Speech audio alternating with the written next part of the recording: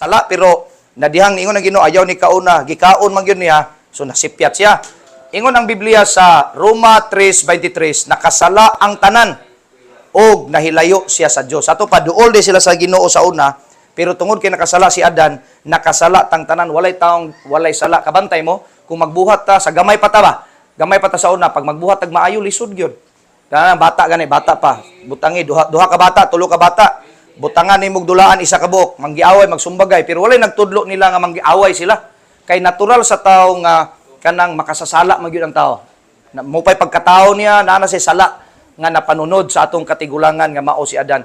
Paingon na ta maimpirno tanan gyud. Paingon na gyud ta, wala na tay choice unta, padulong na ta sa impirno. Kay ngano man nakasala man si Adan. Ug ningon ang Roma 3:23 ang tanan nakasala og nahilayo sa Dios. Walay perpekto nga tao makasasala gyud ang tao. Padulong na ta sa kalaglagan, padulong na ta sa